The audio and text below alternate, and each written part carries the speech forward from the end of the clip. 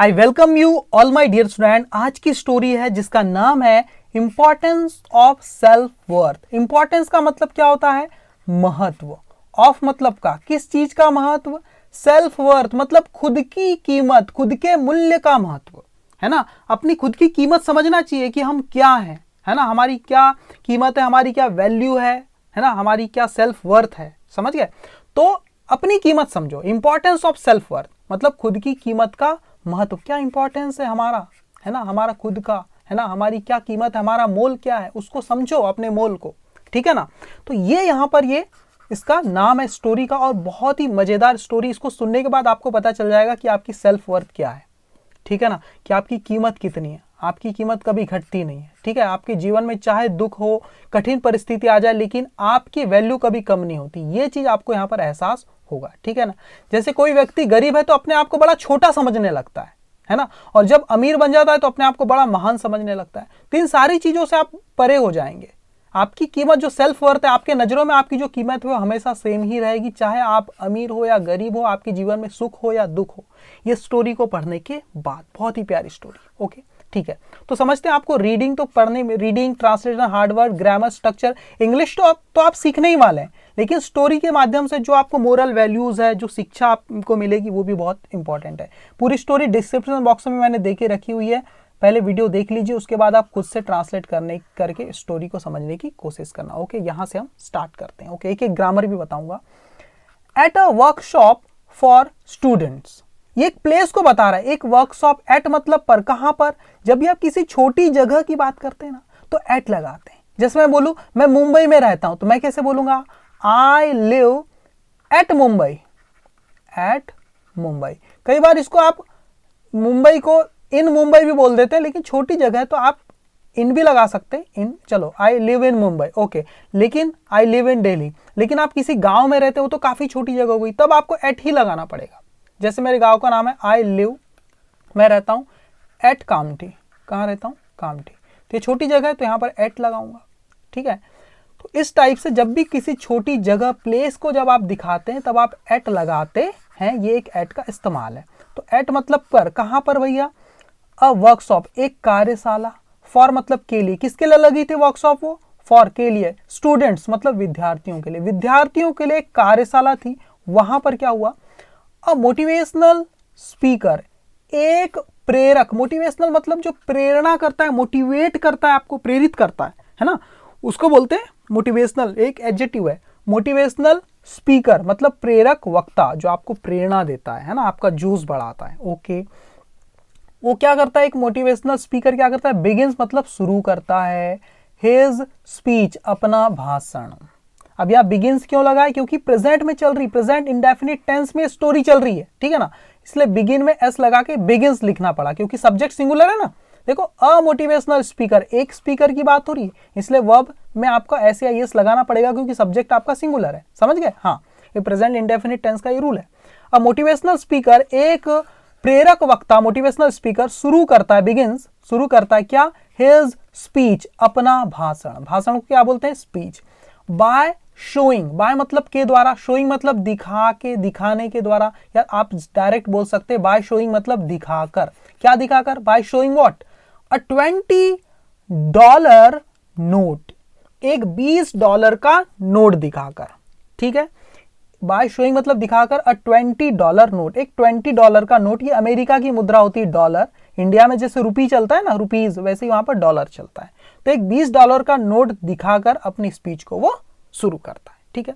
आप बोलेंगे सर, जब आप $1 लिखते हैं यहां पर तो $1, लेकिन जब $2 लिखते हो तो आप $2 लिखते हैं ना सर, प्लूरल हो जाता है क्योंकि एक से ज्यादा है। तो वैसे यहां 20 लिखा हुआ है, तो यहां डॉलर्स क्यों नहीं है? देखिए बच्चों, ये डॉलर जो है ना, ये नाउन नहीं है, ये एडजेक्टिव के जैसे काम कर रहा है तो नाउन, लेकिन काम एडजेक्टिव का कर रहा है, और एडजेक्टिव का कभी प्लूरल नहीं होता। नाउन तो ये है नोट, इसीलिए तो यहां पर अ नोट, $20 नोट, ये नोट को क्वालिफाई कर रहा है। कौन सा नोट भाई? $20 का। तो ये नाउन के बारे में बता रहा है, तो एडजेक्टिव है। ठीक है, और एडजेक्टिव का प्लूरल नहीं होता। अगर मैं बोलूं जूते की फैक्ट्री, तो मैं ऐसे नहीं बोल सकता, SHOES, शूज, शूज फैक्ट्री, ऐसे नहीं, गलत है। देखो, फैक्ट्री नाउन है ना, इसकी खासियत बता रहा है ये वर्ड शूज, जूते की है या किस चीज की है, तो यहाँ पर एस नहीं लगेगा, प्लूरल नहीं होगा, शू फैक्ट्री लिखना पड़ेगा। क्या लिखना पड़ेगा? शू फैक्ट्री। वैसे ही आंखों की सर्जरी, आंखों की सर्जरी, सर्जरी नाउन है मेरा, ऑपरेशन को सर्जरी बोलते हैं, तो मुझे आई सर्जरी लिखना पड़ेगा, आई सर्जरी। समझ गए? तो इस टाइप से समझो, जब भी नाउन को एडजेक्टिव का काम कराना होता है तो नाउन को सिंगुलर ही लिखना पड़ता है, प्लूरल नहीं कर सकते आप। इसलिए यहाँ पर 20 भी लिखा है, लेकिन ये डॉलर एक एडजेक्टिव के जैसे काम कर रहा है, इसलिए को सिंगुलर लिखना पड़ा है, $20 नोट। ठीक है, ओके। तो ये सारी ग्रामर की छोटी छोटी चीजें हैं, वो आपको ध्यान में रखनी पड़ेगी। ओके, तो शोइंग, वो जो मोटिवेशनल स्पीकर है, बिगिंस हिज स्पीच, वो शुरू करता है अपनी स्पीच बाय शोइंग, दिखाकर अ $20 नोट, एक $20 का नोट दिखाकर अपनी स्पीच शुरू करता है। ही आस्क्स, वह पूछता है ना, आस्क यानी पूछना, आस्क्स, क्योंकि ही आपका सब्जेक्ट कैसा है, थर्ड पर्सन सिंगुलर सब्जेक्ट, इसलिए वर्ब में एस लग गया है ना। वो पूछता है, क्या पूछता है देखो, एंड यहाँ पर इन्वर्टेड कॉमा के अंदर ये बात है जो पूछा है, हु वॉन्ट्स, कौन चाहता है, दिस मतलब यह $20, देखो डॉलर का साइन, इसको $20 पढ़ेंगे ना, $20 का नोट कौन चाहता है, किसे चाहिए भाई, हु वांट्स दिस $20 नोट, कौन चाहता है ये नोट, किसे चाहिए भैया, ऐसा वो पूछता है ना। ऑन सीइंग मतलब देख कर, एवरीवन हर कोई, रेज मतलब उठाता है, ऑन सीइंग मतलब देख कर, इस $20 के नोट को देख कर, एवरीवन मतलब हर एक व्यक्ति, या हर कोई या हर एक, एवरीवन हर एक, रेज मतलब उठाता है, हर एक व्यक्ति क्या करता है, उठाता है, देयर हैंड्स, अपने हाथ। यहां पर रेज लिखा है क्या, रेजेस होना चाहिए, RAISES, रेजेस, है ना। एवरीवन रेजेस देयर हैंड्स, क्योंकि एवरीवन एक सिंगुलर सब्जेक्ट के जैसे बात करता है। एवरीवन एक ऐसा वर्ड है जो बात तो सबकी करता है, लेकिन एक एक करके करता है, इसलिए इसको सिंगुलर के जैसे ट्रीट करते हैं, इसलिए वर्ब में SEIS लगेगा, यहाँ रेजेस होना चाहिए, है ना। ओके, रेजेस, एवरीवन रेजेस, हर कोई उठाता है, देयर हैंड्स। अब आप बोलोगे सर देयर हैंड्स क्यों, हिज हैंड होना चाहिए ना, नहीं, यहां पर देयर ही आएगा। पूछो क्यों, क्योंकि जो हाथ उठा रहे हैं वो हिज है या हर है हमें पता नहीं, वो लेडीज है या जेंट्स है, उनका जेंडर हमें नहीं पता, और जब जेंडर नहीं पता तब हम देयर का इस्तेमाल कर सकते हैं सीधे। ओके, एवरीवन रेजेस, हर कोई उठाता है, देयर हैंड्स, अपने हाथों को उठाता है। The speaker crosses the note, on seeing everyone raises their hand, हर कोई अपने हाथ उठाता है, उसके बाद क्या करता है, द स्पीकर, वो जो वक्ता था, स्पीकर, मोटिवेशनल स्पीकर, क्रसेस मतलब वो मोड़ देता है, बिल्कुल मरोड़ देता है हाथ में, किसको, द नोट, उस नोट को। देखो पहले स्पीकर लगा था तो अ मोटिवेशनल स्पीकर लिखा था, देखो अ लगा था, अब दोबारा जिक्र हो रहा है तो द लग, ठीक है ना। नोट जब पहली बार आई थी तब उसका अ नोट था, अब यहाँ द नोट लगा हुआ है, ठीक है ना। देखो यहाँ पर $20 नोट, देखो अ आर्टिकल लगा था, तो पहली बार जब किसी चीज का जिक्र होता है तो आर्टिकल क्या लगाते हैं, अ लगाते हैं, क्योंकि वो चीज हमें ज्ञात नहीं होती, अज्ञात होती, जिसको बोलते हैं इंडेफिनिट, और बाद में ज्ञात हो जाती है, मतलब बोलने और सुनने दोनों को पता है, बोलने वाले सुनने वाले को किस नोट की बात की जा रही, वो डेफिनिट नोट है, इसलिए डेफिनिट आर्टिकल द लग जाता है बाद में, ठीक है। ये रूल आपको पता रहना चाहिए, ठीक है। तो ऑन सीइंग देखकर, एवरीवन रेजेस देयर हैंड, हर कोई उठाता है अपने हाथों को, तब क्या होता है, the speaker crosses the note, जो स्पीकर है वो मरोड़ देता है, बिल्कुल मोड़ देता है उस नोट को, द नोट, उस नोट को। एंड आस्क्स, और पूछता है, एंड ही आस्क्स, और वह पूछता है, अगेन, फिर से, क्या पूछता है, who would still like to have it, who would like, कौन चाहेगा, हु वुड लाइक, और स्टिल मतलब अभी भी, कौन अभी भी चाहेगा, टू हैव मतलब रखना, इट मतलब इसे, अभी भी कौन इसे रखना चाहेगा, मैंने तो पूरा मरोड़ दिया नोट को, अभी भी कौन इसे रखना चाहेगा। जब भी आप कुछ चाहेगा वाला सेंस देते हैं तो वुड का इस्तेमाल करते हैं कि नहीं, जैसे मैं स्टेज पर आपको बुलाना चाहूंगी तो कैसे बोलते हैं, I would like to call on the stage you, या फिर नाम लिखते हैं ना। वैसे ही जब आप किसी को बुलाते हैं स्टेज पे या कि चाहेगा वाला सेंस देते हैं तो वुड के साथ, है ना। जैसे मैं मुंबई जाना चाहूंगा, I would like to go to Mumbai, मैं क्रिकेट खेलना चाहूंगा, I would like to play cricket, तो वैसे ही वुड लाइक मतलब कुछ चाहेगा, कौन चाहेगा, हु वुड लाइक, और स्टिल मतलब अभी भी, कौन अभी भी चाहेगा, टू हैव मतलब रखना, इट मतलब इसे, इस नोट को अभी भी कौन रखना चाहेगा। वंस अगेन, एक बार फिर, एवरीवन इन द हॉल, हर कोई, इन द हॉल मतलब हॉल में, रेजेस, देखो यहां पर ES लगा है, रेजेस, तो वैसे ही यहां पर भी ES, RAISES, यहां पर S लिखा नहीं, यहां S होना था, है ना। ओके, वो प्रिंटिंग मिस्टेक हो गई। तो इस बार भी वंस अगेन एवरीवन, हर कोई, इन द हॉल मतलब उस हॉल में जो हर कोई था, हर एक व्यक्ति, रेजेस मतलब उठाता है ना, देयर मतलब अपने, हैंड्स मतलब हाथों को, हर कोई अपने हाथों को उठाता है। इवेंचुअली अंततः, फाइनली, इवेंचुअली मतलब फाइनली, अंततः the speaker throws the $20 note on the floor. जो स्पीकर है, जो मोटिवेशनल स्पीकर है, द स्पीकर, वो स्पीकर, थ्रोज मतलब फेंक देता है, एक ही स्पीकर इसलिए वर्ब में ऐसे ही लग गया, थ्रो यानी फेंकना, थ्रोज फेंक देता है। द $20 नोट, वो $20 का नोट, कहां पर, ऑन पर, द फ्लोर मतलब फर्श पर, फर्श पे फेंक देता है। एंड और स्टेम्स, देखो दो दो काम कर रहा है स्पीकर, फेंक दिया पहले, एंड और स्टेम्स, ही स्टेम्स, वह पैर से पटकता है उसको, उस नोट को, मतलब उस पर पैर मारता, पैर से कुचल देता है उसको, है ना। स्टेम्स मतलब पैरों से किसी चीज को ऐसा मारना, पटकना, पैर पटकता है। ऑन मतलब पर, किस, ऑन इट मतलब इस पर, ऑन इट, इट मतलब इस नोट पर, ऑन मतलब पर, ऑन इट यानी इस पर, इस नोट पर वो पैर भी पटकता है, पैरों के नीचे रौंद देता है। कैसे, विद हिज शूज, शूज मतलब अपने जूतों से, अपने जूतों से उस नोट को क्या करता है, वो रौंद देता है। पहले तो नोट को फर्श पे फेंकता है, फ्लोर पे, और उसके बाद stamps on it with his shoes, मतलब अपने जूते से उसे रौंद देता है, बिल्कुल ठीक है ना। फिर क्या होता है, ही पिक्स इट अप, वह पिक्स मतलब उठाता है, PIC के पिक, पिक यानी उठाना, और प्रेजेंट इंडेफिनिट टेंस है, पिक्स मतलब वो उठाता है ना। इट मतलब इसे, ही पिक्स वो उठाता है, इट यानी इसे, इस नोट को, अप यानी ऊपर, पिकअप मतलब किसी चीज को ऊपर उठा लेना, है ना। ही पिक्स इट अप, वो इसे ऊपर उठाता है, एंड आस्क्स और पूछता है, अगेन फिर से, क्या पूछता है, इफ कि क्या, एनीवन कोई भी, वांट्स चाहता है, क्या कोई चाहता है, देखो एनीवन था इसलिए वांट नहीं, वांट्स लगा, देखो क्योंकि ये सिंगुलर सब्जेक्ट के जैसे काम करता है ना, एक एक करके बात करता है सबकी, है ना।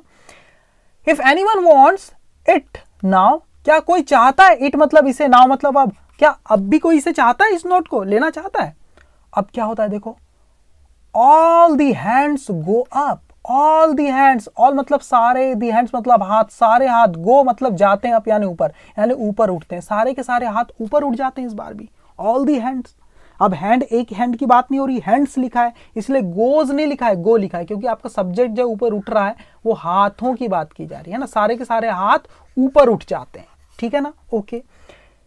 इसके बाद क्या होता है, ही कंक्लूड्स, वो निष्कर्ष निकालता है, वो ये जो पूरा चीजें जो बता रहा था, डेमोन्स्ट्रेट कर रहा था, चीजें दिखा रहा था, नोट को फेंक दिया, फिर उठा लिया, इन सबको अब वो बता रहा है ऐसा वो क्यों कर रहा था। ही कंक्लूड्स, वो निष्कर्ष निकालता है, वो कंक्लूजन बताता है, बाय सेइंग, ये कहकर वो निष्कर्ष निकालता है, बाय सेइंग मतलब कहकर, क्या कहकर, नो मैटर, वो कह रहा है नो मैटर, फर्क नहीं पड़ता, नो मैटर व्हाट मतलब कोई फर्क नहीं पड़ता, व्हाट ही डज, कि वो क्या करता है, फर्क नहीं पड़ता कि वो क्या करता है, व्हाट ही डज, जो वह करता है उससे कोई फर्क नहीं पड़ता, टू द नोट, उस नोट के साथ, वो उस नोट के साथ वो क्या करता है कोई फर्क नहीं पड़ता, इट इज स्टिल डिजायरेबल, यह है अभी भी, डिजायरेबल मतलब चहेती या प्रिय, है ना, ये जो नोट है अभी भी क्या है, डिजायरेबल है, एज, क्योंकि देयर इज नो डिक्रीज, क्योंकि इसमें कोई घटाव नहीं है, कोई हानि नहीं है, डिक्रीज मतलब होता है किसी चीज में घट जाना, है ना, इसमें कोई घटाव नहीं हुआ है, इन इट्स वैल्यू, इन मतलब में, इट्स मतलब इसकी, वैल्यू यानी कीमत, इस नोट की कीमत में कोई भी प्रकार का कोई डिक्रीज नहीं हुआ है, कोई घटाव नहीं हुआ है ना, कोई फर्क नहीं पड़ता। देखो समझना क्या बोलता है वो, no matter what he does to the note, कोई फर्क नहीं पड़ता कि वो नोट के साथ क्या करता है, इट इज स्टिल डिजायरेबल, वो नोट अभी भी प्रिय है, एज, क्योंकि there is no decrease in its value, क्योंकि उसकी कीमत में किसी प्रकार का कोई डिक्रीज नहीं हुआ, कोई घटाव नहीं हुआ, $20 की जो कीमत पहले थी वो अभी भी उतनी ही कीमत है, ठीक है, ऐसा वो कहता है।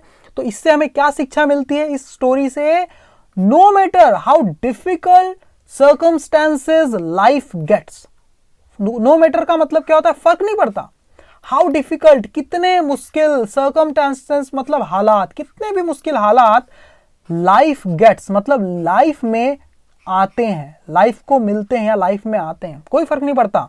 We should never lose our self confidence, हमें कभी नहीं लूज करना चाहिए, हमें कभी नहीं खोना चाहिए, क्या, आर मतलब हमारा, आर मतलब हमारा क्या, सेल्फ कॉन्फिडेंस मतलब आत्मविश्वास, हमें अपना आत्मविश्वास कभी भी लूज नहीं करना चाहिए, खोना नहीं चाहिए। Our worth should never be impacted, हमारी जो कीमत है, आर वर्थ मतलब हमारी जो कीमत है, शुड नेवर बी इम्पैक्टेड मतलब कीमत पर कभी प्रभाव नहीं डाला जाना चाहिए, है ना। Our worth should never be impacted मतलब हमारी जो कीमत है, हमारी जो वैल्यू है ना, हमारा जो मूल्य है, उस पर कभी भी प्रभाव नहीं डाला जाना चाहिए। किसके द्वारा? बाय यानी के द्वारा। किसके द्वारा? The hardships in life, hardships मतलब कठिनाइयां, इन लाइफ मतलब जिंदगी में, जिंदगी में चाहे जितनी भी कठिनाई आए जाए, हमें अपनी वैल्यू को कम नहीं समझना चाहिए, अपने आप को कम नहीं समझना चाहिए, उन परिस्थितियों का डट के सामना करना चाहिए, क्योंकि हमें पता है कि हम कौन है, हमारी कीमत हमें पता है। ओके, तो ये स्टोरी कैसी लगी मुझे कमेंट करके जरूर बताना। Thank you very much my dear student. अगर वीडियो अच्छी लगता है तो लाइक करना और कमेंट करके मुझे ये बात बताना। चैनल को सब्सक्राइब भी जरूर कर लेना। Thank you very much.